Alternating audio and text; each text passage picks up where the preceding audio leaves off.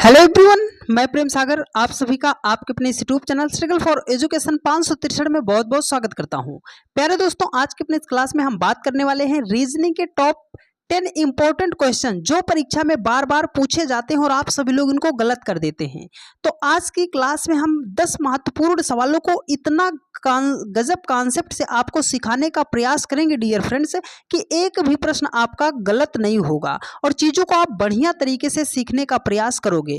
यदि आप कमज़ोर छात्र भी हो फिर भी आप पूरी क्लास को देखिएगा, इससे ज़्यादा बेस्ट कंटेंट आपको कहीं पर नहीं मिलने वाला है। और आज की क्लास जो है dear friend SSC CGL, CSL, NTPC, group D, railway, LP technician, UPP, UPSI सभी एग्जाम की दृष्टि से मोस्ट इंपॉर्टेंट है। तो पूरी क्लास को ध्यानपूर्वक सुनने समझने का प्रयास कीजिएगा। तो चलिए ज़्यादा देरी न करते हुए अपने पहले प्रश्न पर चलते हैं। देखो, कह रहा है कि 5 का जो रिलेशन 10 के साथ है 16 का रिलेशन क्या होगा। तो आप में से मेरे बहुत सारे भाई होंगे जो बोलेंगे कि सर 5 को अगर हम 5 जोड़ देते हैं तो 5 5 हमारा 10 हो जाएगा। तो 16 में भी अगर हम 5 को जोड़ेंगे तो 16 5 कितना हो जाएगा, 21 हो जाएगा। पर देखिए 21 हमारा ऑप्शन में नहीं दिया गया है। अब एक दूसरा विचार आपके दिमाग में आ सकता है कि सर 5 को डबल कर देंगे तो 5 दूने 10 हो जाएगा, तो 16 को भी डबल करेंगे तो 16 दूने 32 हो जाएगा। पर 32 ऑप्शन में नहीं दिया गया है। तो अब हम इस सवाल को सॉल्व कैसे करेंगे, तो हम आपको सिखाएंगे डियर फ्रेंड्स कॉन्सेप्ट। याद रखिएगा मेरी इस बात को, जब भी आपके सामने एनालॉजी का प्रश्न आता है, जब भी आपके सामने एनालॉजी का प्रश्न आता है तो आपको हमेशा याद रखनी है प्रॉपर्टी। प्रॉपर्टी में क्या याद रखोगे, सबसे पहले आपको करना है क्या है, सबसे पहले हमें प्राइम नंबर को खोजना है। ठीक है, प्राइम नंबर को। अच्छा, अगर प्राइम नंबर से हमारा काम नहीं बना भाई साहब, तब हम किसको खोजेंगे सर, क्यूब को खोजेंगे। अब क्यूब से अगर काम नहीं बना तो तीसरे नंबर पे प्रायोरिटी हम किसको देते हैं सर, स्क्वायर को देते हैं। किसको देते हैं, स्क्वायर को देते हैं। 4 नंबर पे प्रायोरिटी हम किसको देते हैं सर, भाग को देते हैं। 5 नंबर पे प्रायोरिटी हम मल्टीप्लाई को देते हैं। 6 नंबर पे प्रायोरिटी हम जोड़ते हैं और 7 नंबर पे हम क्या करते हैं, घटाते हैं। इसका स्क्रीनशॉट जरूर ले लीजिएगा। नंबर एनालॉजी के सवालों को सॉल्व करने में बहुत ही ज्यादा हेल्पफुल ये करेगा आपको प्रॉपर्टी। देखो 5 10 16, तो 10 और 16 तो प्राइम नंबर नहीं है, मतलब प्राइम नंबर का कॉन्सेप्ट हमारा यहां पर क्या हो गया, समाप्त हो गया। अगर हम क्यूब करते हैं तो 5 का क्यूब तो हमारा 125 हो जाएगा और 16 का क्यूब 40 96 हो जाएगा। 40 96 जैसा तो ऑप्शन में नहीं दिया गया है, मतलब क्यूब भी नहीं करेंगे। तो हम क्या करेंगे सर, स्क्वायर। देखो यहां पर 5 लिखा गया है ना, अगर हम 5 का स्क्वायर करते हैं तो 5 का स्क्वायर हो जाएगा 25। हमें तो लाना है 10, तो थोड़ा सा अपना दिमाग लगाइए। 25 से 10 कैसे आएगा, आप बोलोगे सर दोनों डिजिट को मल्टीप्लाई कर दो, मतलब सर 2 गुणे 5 कर देंगे तो 5 दूने कितना हो जाएगा, 10 हो जाएगा। यहां पर 10 ही तो लिखा गया है। तो चलो सेम लॉजिक 16 के साथ अप्लाई करते हैं। सर 16 का स्क्वायर करेंगे तो हमारा 256 हो जाएगा, 256 हो जाएगा। तो 256 के सभी डिजिट को अगर हम आपस में मल्टीप्लाई करते हैं तो 6 पंजे 30, 30 दूने कितना हो जाएगा, 60 हो जाएगा। 60 ऑप्शन ए में दिया गया है डियर फ्रेंड्स, और यही आपका राइट आंसर हो जाएगा। पूरी क्लास को आपसे बार बार बोल रहे हैं, पूरी क्लास को ईमानदारी के साथ देखिएगा। किसी एक सिंगल प्रश्न में आपको दिक्कत नहीं होगी कि भाई साहब यहां पर कैसे हुआ है। आप एकदम कमजोर छात्र हो भाई साहब, फिर भी पूरी क्लास को देखिएगा। एकदम चीजों को गजब तरीके से आपको सिखाने का हम प्रयास करेंगे। ठीक है, तो प्रॉपर्टी का स्क्रीनशॉट जरूर ले लीजिएगा। चलिए नेक्स्ट प्रश्न पर चलते हैं। देखो अगला प्रश्न आपके सामने है, एनालॉजी का ही फिर से आपके सामने प्रश्न है। देखो बोल रहा है आपके सामने, कह रहा है कि 62 का जो रिलेशन 16 के साथ है 75 का रिलेशन क्या होगा। मतलब सर 62 को जिस भी लॉजिक से 16 लिखा गया है तो 75 को हम क्या लिख सकते हैं। तो आप इसमें जोड़ घटाओ बहुत सारी चीजें करोगे, लेकिन वो करने की जरूरत नहीं। क्यों सर, क्योंकि आप हमसे पढ़ते हो ना, तो हम एक्स्ट्रा चीजें आपको बताते हैं। इस बात को आप स्टार बना के लिखिएगा कि यदि प्रश्न में कोई ऐसी संख्या दिखाई दे रही है जिसका आप स्क्वायर रूट या जिसका आप क्यूब रूट निकाल सकते हो तो सबसे पहले उसे हाईलाइट कर लीजिएगा। कैसे सर? देखो यहाँ पर 16 लिखा गया है ना, तो 16 को तो हम 4 का स्क्वायर कर सकते हैं। अब 62 से आपको 16 नहीं बनाना, 62 से आपको बनाना है 4। तो बड़ी संख्या को छोटी संख्या बनाना है तो कैसे बनाएंगे? आप बोलोगे सर 62 से हमें बनाना है 4। तो एक तरीका हमें दिखाई दे रहा है कि बड़ी संख्या 6 है, छोटी संख्या 2 है। अगर बड़ी संख्या 6 से 2 को माइनस करेंगे हो जाएगा 4, 4 का स्क्वायर कर देंगे तो हो जाएगा 16। जो लॉजिक इधर अप्लाई किया वही लॉजिक इधर करते हैं। बड़ी संख्या 7 है, छोटी संख्या 5 है, 7 से 5 को माइनस करेंगे 2 हो जाएगा और 2 का स्क्वायर करेंगे तो हमारा 4 हो जाएगा। मतलब इस क्वेश्चन मार्क के स्थान पर कौन सा नंबर आएगा? 4। ऑप्शन नंबर सी आपका क्या हो जाएगा? राइट आंसर हो जाएगा। ठीक है, चलिए अगले प्रश्न पर चलते हैं डियर फ्रेंड्स। हर एक टाइप के प्रश्नों को हमने रखा है 10 ही सवाल बताएंगे, लेकिन ये 10 सवाल बार बार परीक्षा में पूछे जाते हैं तो ध्यान से समझिएगा। देखो आपके सामने है वेन डायग्राम का क्वेश्चन। इसको मेरे बहुत सारे भाई ऑप्शन से बनाते हैं। हम कहते हैं ऑप्शन से मत बनाया करो क्योंकि आपका प्रश्न हो जाता है गलत। तो आप कैसे बनाओगे? आप ये कॉन्सेप्ट अप्लाई करो। क्या दुनिया के जितने भी पुरुष होते हैं वो सब खिलाड़ी बन जाते हैं? आप बोलोगे सर पुरुष तो हम भी हैं, हाँ, लेकिन हम तो खिलाड़ी नहीं हैं। तो कुछ पुरुष खिलाड़ी होते हैं लेकिन सारे पुरुष क्या होते हैं? खिलाड़ी नहीं होते हैं। आप बोलोगे क्या दुनिया के जितने भी खिलाड़ी होते हैं वो सब पिता बन जाते हैं? तो आप बोलोगे सर खिलाड़ी के अंतर्गत तो महिलाएं भी आती हैं। भाई साहब खिलाड़ी ही तो बोलेंगे महिलाओं को भी, लेकिन महिलाएं जो होती हैं वो तो पिता नहीं बन सकती। आप रिवर्स चलो, क्या दुनिया के जितने भी पिता होते हैं वो सब खिलाड़ी बन जाते हैं? आप बोलोगे नहीं सर, दुनिया के जितने पिता होते हैं वो सब खिलाड़ी नहीं होते हैं। ये बताओ क्या दुनिया के जितने भी खिलाड़ी होते हैं वो सब पुरुष होते हैं? आप बोलोगे नहीं सर, क्योंकि जो महिला खिलाड़ी है वो तो पुरुष नहीं होगी। अब पहले से तीसरे का रिलेशन देख लो। क्या दुनिया के जितने पुरुष होते हैं वो सब पिता मतलब पापा बन जाते हैं? नहीं बनते। लेकिन दुनिया के जितने भी पिता होते हैं वो सब क्या होते हैं? पुरुष होते हैं। हाँ भाई साहब, दुनिया का जितना भी आपका पिता है वो सब पुरुष के ही अंतर्गत तो आता है। रही बात खिलाड़ी की, तो कुछ खिलाड़ी पुरुष भी होते हैं और कुछ खिलाड़ी क्या होते हैं? पिता भी होते हैं। तो ये बाहर गोला हो जाएगा किसका?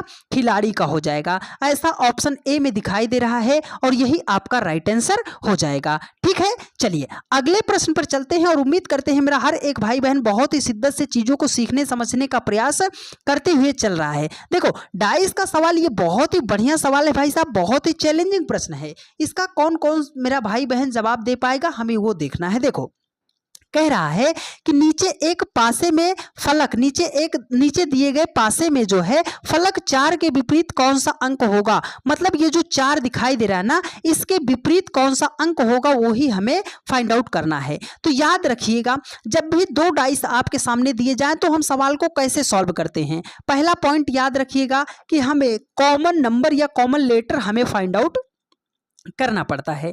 अब दूसरा पॉइंट याद रखिएगा कि जब हमें कॉमन लेटर या कॉमन नंबर मिल जाता है तो एक ही डायरेक्शन से हम दोनों पासे में चलते हैं। अगर इस पासे में हमने क्लॉकवाइज चला है तो दूसरे पासे में भी हमें क्लॉकवाइज ही चलना पड़ेगा। ठीक है, अब दूसरी बात ध्यान से समझना। अच्छा सर अगर यहां पर हम देखते हैं कॉमन, तो 1 4 6 है, 1 4 5 है। इसमें हमें कॉमन क्या दिखाई दे रहा है? 1 4 मिल गया। इसमें कॉमन क्या मिल गया? 1 4 मिल गया। तो अब बचा क्या सर? इसमें तो 2 नंबर आपको कॉमन दिखाई दी गया। तो इस बात को आप स्टार बना के लिखिएगा कि जब भी किसी पासे में 2 सतह आपको कॉमन दिखाई दे जाए जब भी किसी पासे में 2 सतह आपको कॉमन दिखाई दे जाए तो बची हुई संख्या एक दूसरे के अपोजिट हो जाएंगी। मतलब यहां पर 6 है, देखो 1 4 तो अपोजिट हो गया, इसमें 6 बच गया, इसमें बच गया 5। अगर वो अब पूछता कि 6 का अपोजिट तो 5 हो जाता, 5 का अपोजिट 6 हो जाता, लेकिन उसने 4 का अपोजिट पूछ लिया। भाई साहब उसने 4 का अपोजिट पूछ लिया तो हम कैसे निकालेंगे?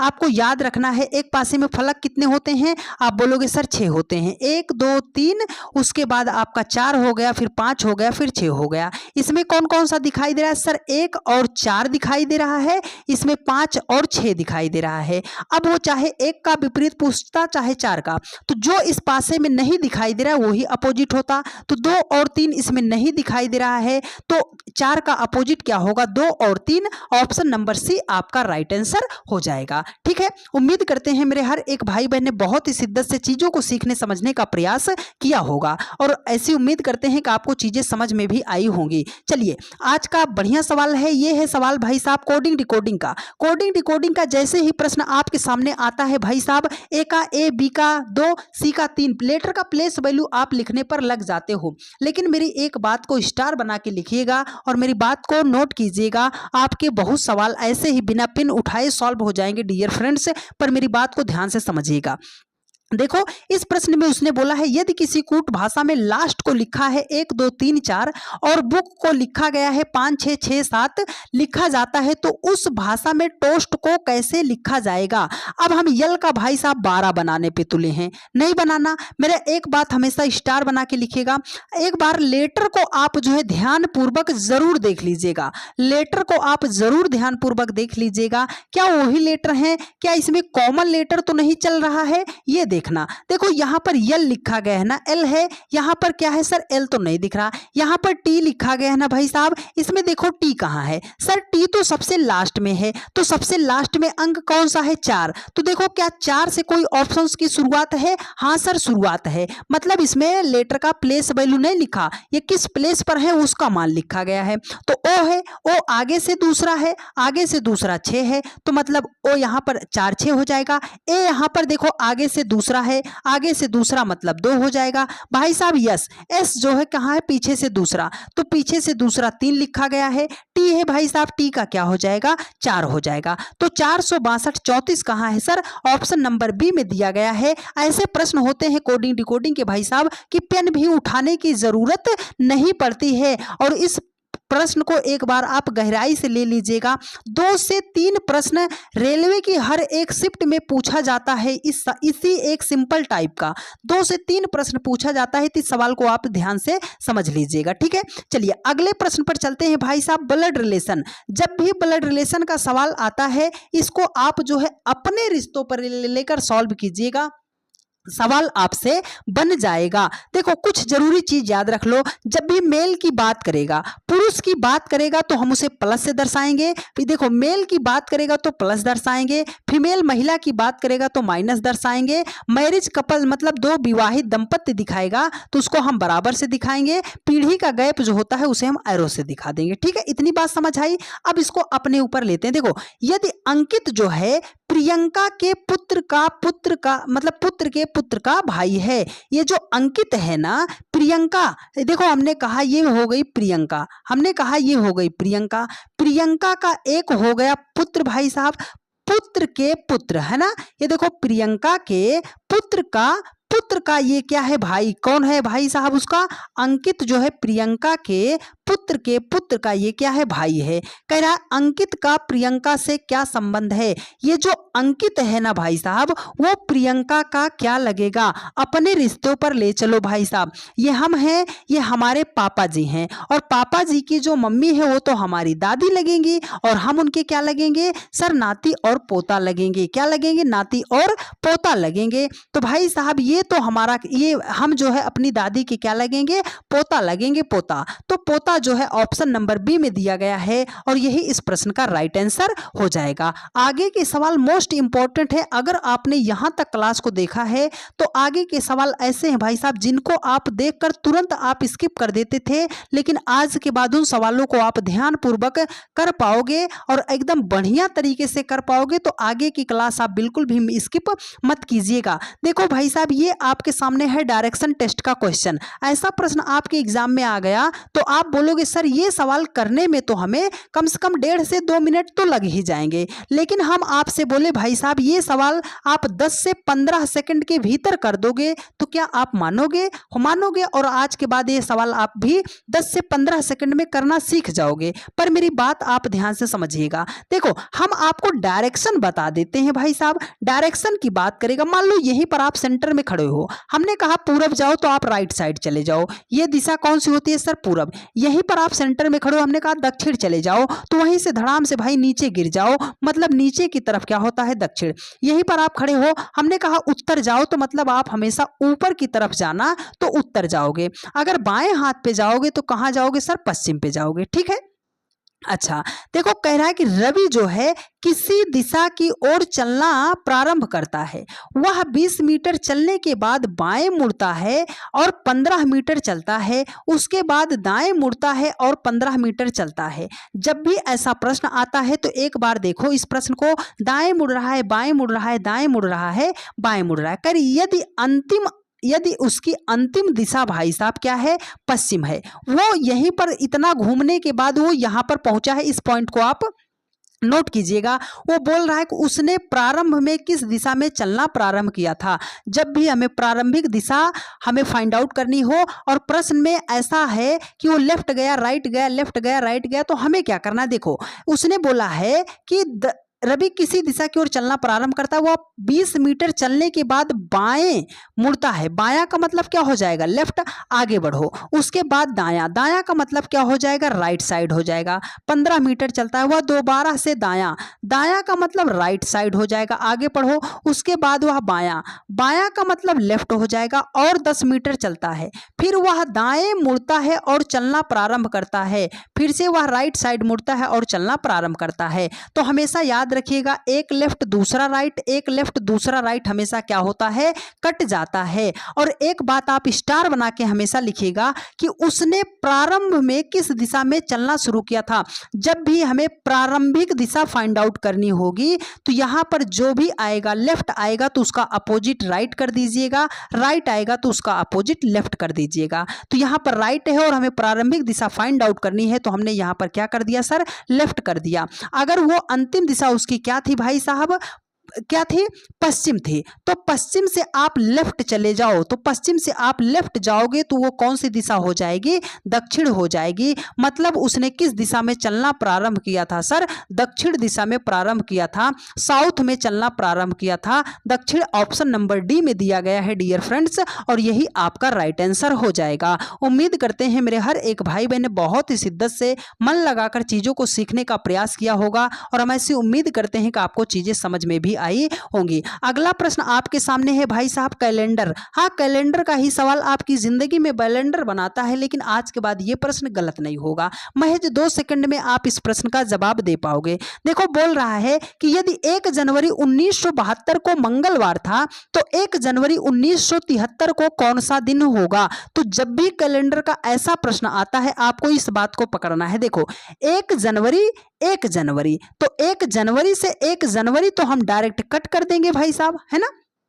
ये नहीं मतलब है कि जनवरी ही दिया हो, वो फरवरी भी दिया हो, लेकिन दोनों यहां पर क्या हो? समान हो। अब ये लिखा है 72, 72 से हमें कहां जाना है? 73। तो जनरली जो है वर्ष में तो 1 वर्ष का गैप है, 1 वर्ष का गैप है। अच्छा 1 वर्ष का गैप है तो क्या मंगलवार के 1 और जोड़ दे, मंगलवार के बाद बुधवार कर दे? नहीं मेरे भाई, ये देखो 1972 है, ये 1973 है। इसमें हम चेक करेंगे कोई लीप वर्ष तो नहीं है। अच्छा लीप वर्ष कैसे चेक करते हैं? अगर हमारे सामने शताब्दी नहीं है तो उसको हम 4 से डिवाइड करते हैं, और अगर 4 से उसमें पूरा पूरा भाग चला जाता है, रिमाइंडर 0 आ जाता है, तो वह लीप वर्ष हो जाता है। अगर हम 72 को भाई साहब किससे 4 से डिवाइड करते हैं तो 18 चौके 72 हो जाएगा, रिमाइंडर 0 आ जाएगा। मतलब ये 72 तो हमारा लीप वर्ष है। तो देखो वर्ष में कितने का गैप है? 1 वर्ष का गैप है। लेकिन जब भी लीप वर्ष हो जाएगा तो हम मानेंगे कि 2 वर्ष का गैप है, हम 2 वर्ष ऐड करेंगे, मतलब 2 ऐड करेंगे।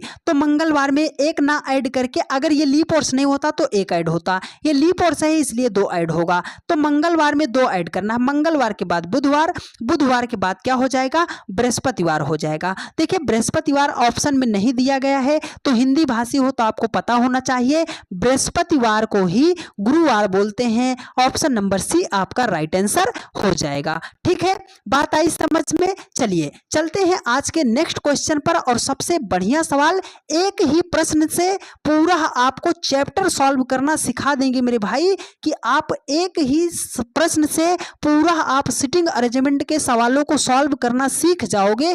पर आप मेरी बातों पर भरोसा कीजिए और पूरा एकदम मन लगाकर इस सवाल को देखने, सीखने और समझने का प्रयास कीजिएगा। देखो कह रहा है कि 6 लोग हैं, राज है, श्रुति है, प्रिया है, मोहन है, अजीत है और गीत एक वृत्ताकार मेज के चारों ओर अंदर की ओर मुख करके बैठे हैं। कितने लोग हैं भाई साहब? 6 लोग हैं। तो हमने बनाया 6, हमने बनाया ऐसे 6 लोगों को बिठा दिया। हमेशा याद रखिएगा, एक फिगर पर आपको काम नहीं करना, फिगर बनाना 2। सभी लोग क्या है, अंदर की तरफ अगर मुख करके बैठे हैं तो इसका मतलब है कि जो हमारा दायां होगा वही इनका बायां होगा। देखो कह रहा है कि मोहन प्रिया के दाईं ओर दूसरे स्थान पर बैठा है। मोहन जो है प्रिया के दाईं ओर दूसरे स्थान पर बैठा है। तो जो पहला व्यक्ति होगा उसे हम कहां पे बिठाएंगे? मेरा जहां पर ये पॉइंटर है इसको याद कर लीजिएगा। अगर इस बिंदु को आपने पकड़ लिया तो 80% सवाल आपका बन गया। मोहन को हमने यहां पे बिठा दिया भाई साहब, मोहन को यहां पे बिठा दिया। मोहन जो है प्रिया के दाईं ओर दूसरा स्थान। तो अब ये दायां कब होगा? मतलब प्रिया का दायां, मोहन का बायां। तो पहला दूसरा, ये हो गई हमारी भाई साहब प्रिया। हाँ, अब प्रिया का पहला दायां, प्रिया के दाएं से दूसरे स्थान पर कौन बैठा है? मोहन बैठा है। कह रहा है प्रिया जो है राज के बाईं ओर से तीसरे स्थान पर बैठी है। राज का बायां मतलब प्रिया का दायां। तो पहला दूसरा तीसरा ये हो जाएगा राज। राज के बाएं से तीसरे स्थान पर प्रिया बैठी है। कह रहा है अजीत मोहन के दाईं ओर से दूसरे स्थान पर बैठा है। मोहन का दायां ओर से दूसरा, पहला दूसरा, यहां पर कौन बैठा है भाई साहब? अजीत बैठा है। ठीक है, अब देखो कह रहा और गीत जो है मोहन के बगल में नहीं बैठी है। गीत जो है मोहन के बगल नहीं बैठी, तो गीत यहां नहीं बैठेगी। तो मतलब एक ही प्लेस बचा है तो गीत यहां पे बैठेगी। कह रहा है गीत के दाईं ओर से चौथे स्थान पर, गीत का दायां, देखो इसका मुख नीचे की तरफ है तो इसका अपोजिट क्या होगा? जो आपका बायां होगा वो इसका दायां होगा। तो पहला दूसरा तीसरा चौथा, चौथे स्थान पर कौन बैठा है भाई साहब? राज। तो गीत के दाईं ओर चौथे स्थान पर कौन बैठा है? राज। राज ऑप्शन नंबर बी में दिया गया है डियर फ्रेंड्स, और यही आपका राइट आंसर हो जाएगा। बस आपको ये पॉइंट याद रखना है कि जहां पर हमारा कर्सर है यहीं से आपको व्यक्ति को बैठाना है। 80 से 90% सवाल इसी एक सवाल के माध्यम से आप सॉल्व कर पाओगे।